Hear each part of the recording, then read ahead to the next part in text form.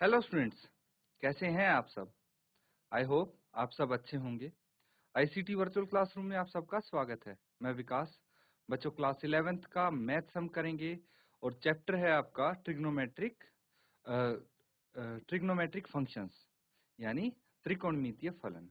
तो बच्चों, trigonometric functions हम जो कर रहे हैं उसकी बेसिक जो कॉन्सेप्ट हैं, या फिर ये कह लो कि भाई थोड़ी बहुत चीजें आप पिछली क्लास में सीख के आए हैं, कक्षा 10 में सीख के आए हैं ट्रिग्नोमेट्री के बारे में। आपका चैप्टर नंबर 8 और 9 था, वहां पे ट्रिग्नोमेट्रिक आइडेंटिटी चैप्टर नंबर 8 था, फिर एप्लीकेशन चैप्टर नंबर 9 था, जिसको हाइट एंड डिस्टेंस भी बोलते हैं। तो वहां पे बेसिक एप्लीकेशन जैसे फॉर्मूले हुए, ठीक है, ट्रिग्नोमेट्री कैसे यूज होता है, उसकी एप्लीकेशन कैसे होती है, ये चीजें आप सीख चुके हैं। यहाँ पे उन चीजों का जो आप सीख के आए प्रीवियस क्लास में, उनका तो इस्तेमाल हो ही रहा है। कुछ एडवांस चीजें भी आपके सामने आ गई हैं, जैसे कि अभी तक आप कर रहे हैं कि भाई जो हमारा एंगल होता है उसको कैसे माप करते हैं, उसका माप कैसे करते हैं। एक तो डिग्री में जैसे आप करते आए हैं अभी तक, और दूसरा होता है रेडियन में, तो रेडियन में कैसे मापेंगे, ये सब हम यहाँ पे सीख रहे हैं। तो चलिए चलते हैं स्मार्ट बोर्ड पे और कुछ क्वेश्चंस प्रैक्टिस करने वाले हैं हम। तो बच्चों, सीधा क्वेश्चन पे चले हम। क्वेश्चन देखिए, यहाँ पे आपको होमवर्क के लिए भी दिया गया था, ये उम्मीद करता हूँ कि आपने कंप्लीट जरूर कर लिया होगा। मैंने देखिए हिंट बता दी थी कैसे करना है। फॉर्मूला आपको क्या यूज करना है, थीटा आपका 60 डिग्री है, तो इसको रेडियन में कन्वर्ट करेंगे सबसे पहले, क्योंकि यहाँ पे जो हमारा थीटा यूज हो रहा है वो रेडियन में आता है ना, किस में आता है, रेडियन में आता है। ये चीज अगर क्लियर है तो आप इजीली कर पाएंगे। तो जिसने सॉल्व कर लिया है, आप अपना आंसर शेयर कर दें जल्दी से, फिर हम यहाँ पे साथ इसको सॉल्व करेंगे ताकि आपको अच्छे से समझ में आ जाए। तो अपना आंसर बताएंगे सभी बच्चे।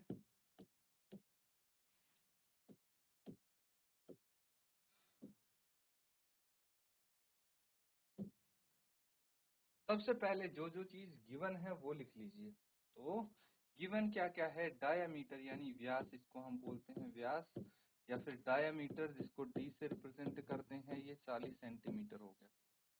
क्लियर है? अगर डायामीटर 40 है तो त्रिज्या कितनी होगी, यानी रेडियस आर से रिप्रेजेंट कर सकते हैं। ये 40/2 डायामीटर का आधा होता है, तो 20 सेंटीमीटर आ गया। त्रिज्या आपको पता है। अब एक और चीज आपको दी गई है, कोड जिसको हम बोलते हैं, या फिर जीवा, ठीक है, जीवा या फिर कोड। ये कितनी है, ये हो जाती है 20 सेंटीमीटर। हमने डायग्राम में भी लिखा है और यहाँ पे जो जो गिवन है उसको लिख दिया है।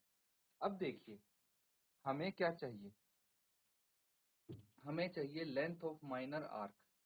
लेंथ ऑफ माइनर आर्क जो आप ये वाली लेंथ बोल सकते हैं। इसके लिए हमें थीटा का पता होना चाहिए कि ये थीटा क्या है। तो हम क्या करते हैं, ए ओ बी जो ट्रायंगल है, त्रिभुज है, उसको देखते हैं, ठीक है। तो आप ये बोल सकते हैं कि जो त्रिभुज है triangle A O B, because triangle A O B is an equilateral triangle.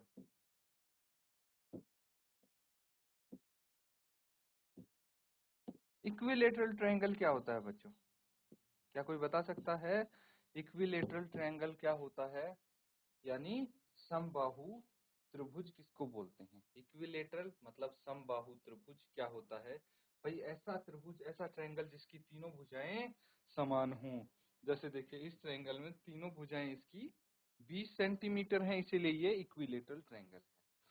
तो अगर कोई इक्विलेटरल ट्रायंगल है तो उसमें हर एक एंगल कितना होगा, थीटा होगा 60 डिग्री। इस त्रिभुज का हर एंगल 60 डिग्री होना चाहिए, क्योंकि इक्विलेटरल ट्रायंगल का हर एक एंगल 60 डिग्री होता है। लेकिन हमें तो रेडियन में कन्वर्ट करना है, तो 60 इंटू क्या हो जाएगा, ये पाई बाय 180 हो जाएगा। कैंसल आउट करेंगे तो ये आ जाएगा 3 पे π/3 रेडियन आ जाएगा। ये क्लियर है? π/3 रेडियन आपका एंगल आ गया है, थीटा आ गया है। इसके बाद जो फॉर्मूला मैंने बताया था उसको अच्छे से इस्तेमाल करना है और आपका आंसर आ जाएगा। पहले यहाँ तक नोट डाउन कीजिए।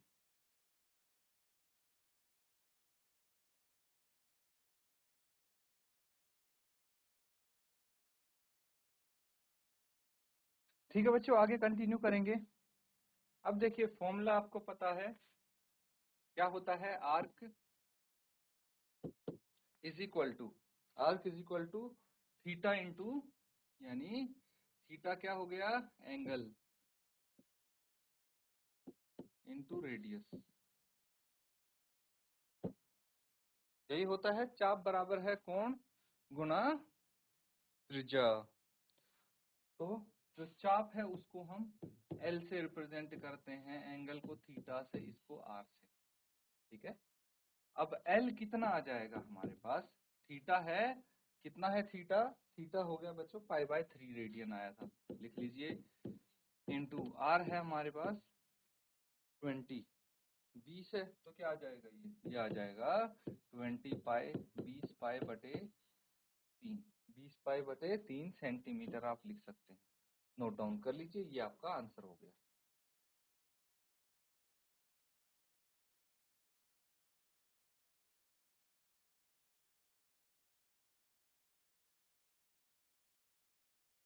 ठीक है स्टूडेंट्स, अगला सवाल करेंगे। क्वेश्चन नोट डाउन कर लीजिए।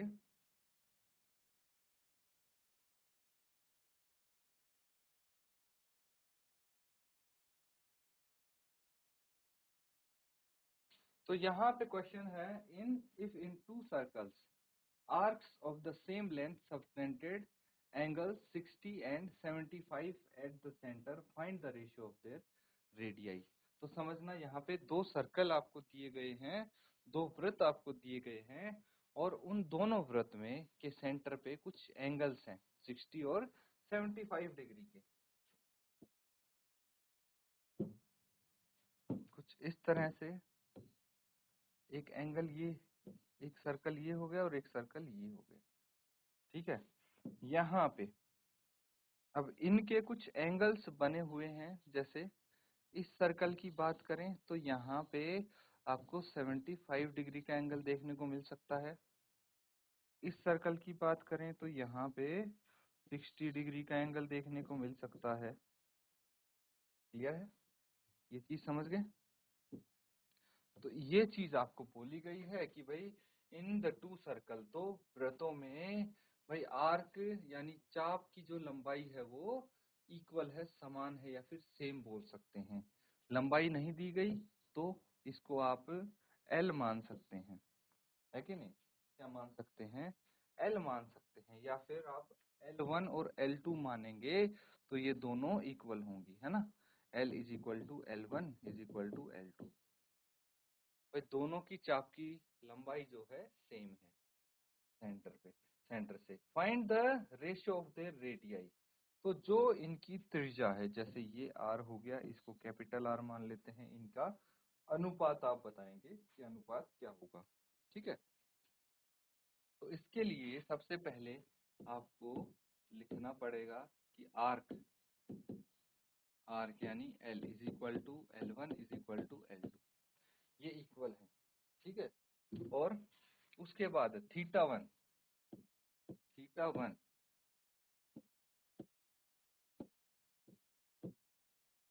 थीटा 1 कितना होगा, थीटा 1 हमारे पास होगा 75 डिग्री। थीटा 2 कितना होगा, 60 डिग्री।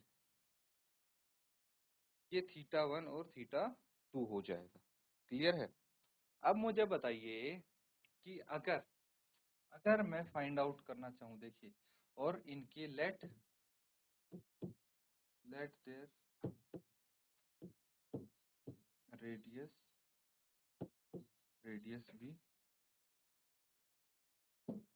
इसको भी हम R1 और R2 से रिप्रेजेंट कर देते हैं। फिर ये R1 हो गया, ये R2 हो गया, बी R1 एंड R2, इनका अनुपात हमें निकालना। क्लियर है? तो सबसे पहले मुझे ये बताइए कि अगर मैं θ1 निकालूंगा तो क्या आ जाना चाहिए? θ1 आएगा बच्चों पहले आर्क बाय R1, ठीक है, आर्क बटे त्रिज्या, यही आएगी। आपको पता होना चाहिए जो कोण होता है वो किसके बराबर होता है? कोण होता है वो चाप बटे त्रिज्या, ठीक है। तो बस यही फॉर्मूला मैंने इस्तेमाल कर दिया यहाँ पे।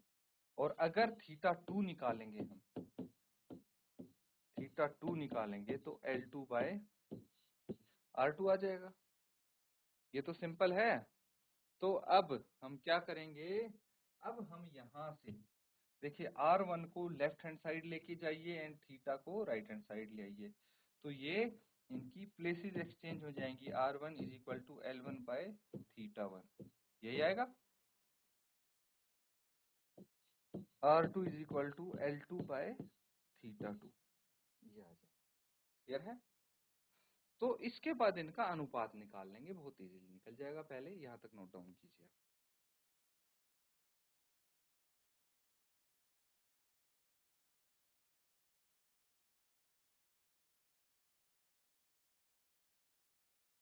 तो बच्चों अब क्या करेंगे भाई? इसका अनुपात निकालने के लिए आपको करना है R1 by R2, that means L1 by θ1 upon L2 by θ2, ये हो जाएगा,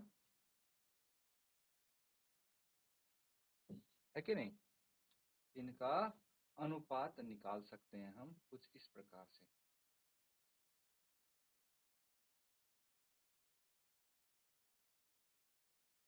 अब क्या करना है भाई? L1 ऊपर आ गया इंटू θ2 और ये L2 इंटू θ1, है कि नहीं? अब बिकॉज L1 और L2 सेम है, बराबर है, इसलिए कट जाएंगे।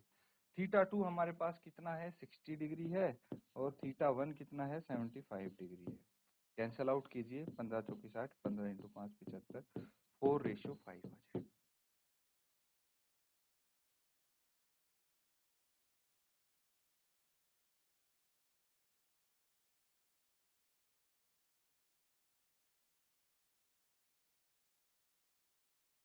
ठीक है बच्चों, अगला सवाल करेंगे।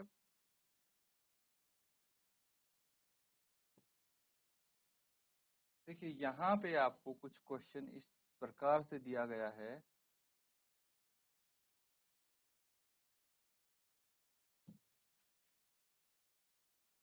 Find the angle in radian तो which a pendulum swing its length is 75 centimeter and the tip describes an arc of length। भाई अलग अलग आपको लेंथ दी गई है,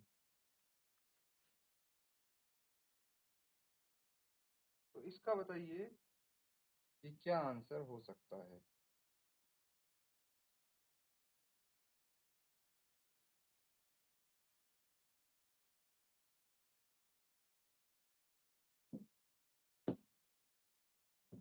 तो पहले क्वेश्चन को आप नोट डाउन करेंगे।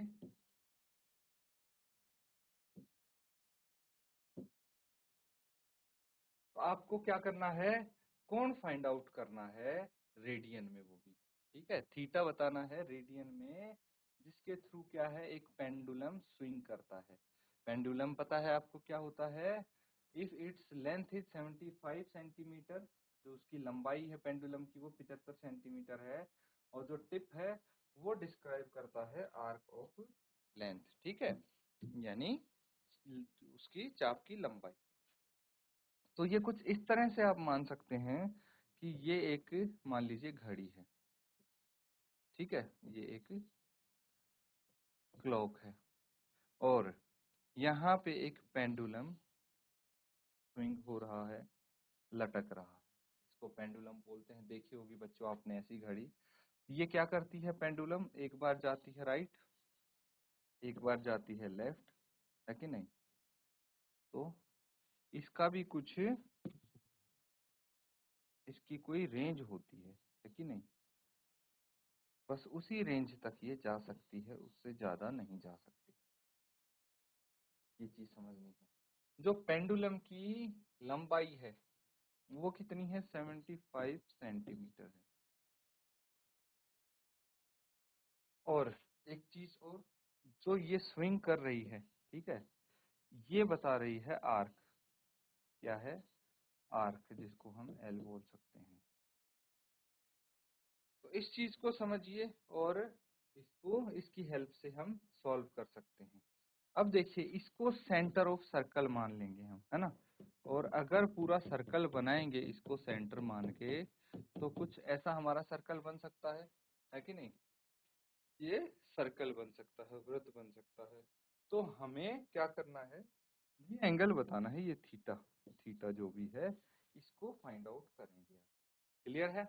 अब यहाँ पे जो लेंथ दी हुई है आपको, वो आर्क ऑफ लेंथ यानी एल जो दिया है वो फर्स्ट पार्ट में 10 है, सेकंड में 15 है, थर्ड में 21 है, अलग अलग आपको गिवन है। तो फर्स्ट पार्ट करके देखते हैं। पहला भाग सॉल्व कीजिए। तो इसमें क्या आएगा, सबसे पहले तो आपको पता है कि जो रेडियस है वो कितना होगा, रेडियस ऑफ सर्कल कितना होगा। तो अगर देखिए, मैंने ये इमेजिनरी सर्कल पूरा कंप्लीट किया है और इसको सेंटर माना है, तो रेडियस क्या होगा, ये जो पेंडुलम की लंबाई है ये रेडियस हो जाएगी, है ना। ये आर के इक्वल ही तो होगी। तो रेडियस यहाँ पे आ गया 75 सेंटीमीटर। चाप की लंबाई कितनी है, चाप की लंबाई यहाँ पे 10 है। थीटा हमें नहीं पता, वो बताना है। तो आंसर आएगा वो रेडियन में ही आएगा ऑफ कोर्स। तो हम क्या करेंगे, फॉर्मूला यहाँ पे लगा देंगे, theta is equal to L by R होता है, पता है सबको। एल कितना है यहाँ पे 10 है और आर कितना है 75 है।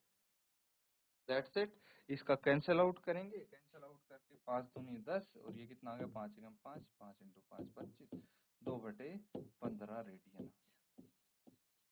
आपका आंसर हो गया। तो इसी तरह से भाई, एक बार आप L15 ले लेंगे, एक बार 21 ले लेंगे, और दोनों ही केस में आपके आंसर इजीली आ जाएंगे। नोट डाउन कर लीजिए इसको।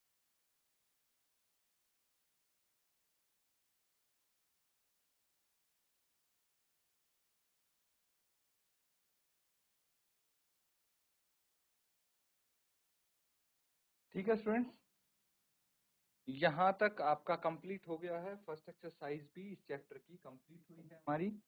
अब क्या करना है, देखिए, त्रिकोणमितीय सर्व समीकरण करेंगे कुछ, यानी ट्रिग्नोमेट्रिक आइडेंटिटीज।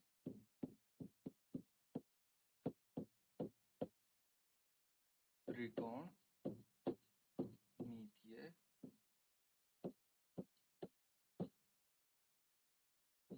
सर्व समीकरण यानी trigonometric identities.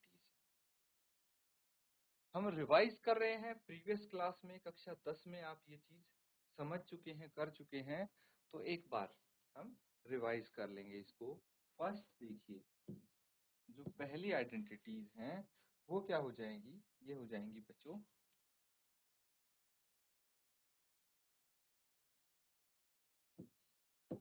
Sign square theta plus cos square theta, ये तो सबको याद होगी। Sine square theta plus cos square theta is equal to 1। और इसी से दो और आइडेंटिटीज हमारी बन जाती हैं। क्या बन जाती है, sine square theta is equal to 1 minus cos square theta. एक और आती है, अगर कोस स्क्वायर थीटा को लेफ्ट हैंड साइड रख दिया और साइन स्क्वायर थीटा को राइट हैंड साइड ले गए, तो 1 माइनस साइन स्क्वायर थीटा। ये आपकी दो आइडेंटिटीज इसी से आ जाती हैं। अगला करेंगे। तो देखिए, यहाँ पे थोड़ा सा बच्चों को कंफ्यूजन होता होगा, तो मैं ये दोनों एक साथ लिख देता हूँ। तो एक तो होता है sec square theta minus tan square theta is equal to 1, और थर्ड आ जाएगा cosec square theta minus cot square theta is equal to 1। अब इन दोनों का कैसे पता लगेगा, पहला तो सबको याद ही हो जाता। देखिए बच्चों, हमारे पास 6 ट्रिग्नोमेट्रिक फंक्शंस होते हैं, sine theta, cos theta, sec theta, cosec theta, tan theta, cot theta. समझना आप ध्यान से, मैं आपको एक बहुत ही इंपॉर्टेंट ट्रिक बताऊंगा जिससे ये आपको दोनों फॉर्मूले भी याद रह जाएंगे। तो साइन और कोस थीटा तो पहले फॉर्मूले में आ गए, इनको हटा दे। अब 4 फंक्शंस बचे हैं, sec theta, cosec theta, tan theta और कोट थीटा। अब सबसे पहले ये देखिए कि सी से स्टार्ट होने वाले कितने फंक्शंस हैं यहाँ पे जो सी से स्टार्ट हो रहे हो। तो एक तो कोसेक है और एक कोट है, तो सी और सी एक साथ आएंगे। ठीक है, क्या है, सी और सी एक साथ ही आएंगे जो दोनों सी वाले हैं। ठीक है, और एक चीज ध्यान रखना, हमेशा सी और सी एक साथ आएंगे और टेन और कोट हमेशा घटेंगे। ये चीज ध्यान रख लेना, टेन और कोट घटेंगे, टेन और कोट घटेंगे और दोनों सी एक साथ आएंगे। तो सबसे पहले मैं बात करूं, दोनों सी एक साथ आएंगे यानी कोसेक स्क्वायर थीटा और कोट स्क्वायर थीटा एक साथ आ जाएंगे, और दूसरा मैंने बोल दिया कोट घटेगा तो कोट माइनस हो जाएगा। बचे कौन से दो फंक्शन बचे, सेक थीटा और क्या बचा, टेन थीटा। तो टेन भी हमेशा घटेगा, इसीलिए आप लिखेंगे sec square theta minus tan square theta equals to 1। ये चीज याद होगी। अब बच्चों इसी से दो फॉर्मूले और आते हैं, जैसे फर्स्ट पार्ट में आपने दो फॉर्मूले निकाले थे, तो यहाँ से एक बार तो आप क्या करेंगे, ten square theta minus tan square theta को राइट हैंड साइड ले डालेंगे, तो उससे एक फॉर्मूला बन गया। और दूसरी बार आप क्या करेंगे, सेक स्क्वायर थीटा को राइट हैंड साइड ले डालेंगे और फिर उससे एक और बन जाएगा। इसी तरह थर्ड पार्ट में भी आप बाकी दो फॉर्मूले बना सकते हैं, तो इसको आप होमवर्क में कर लेंगे, नोट डाउन कर लीजिए।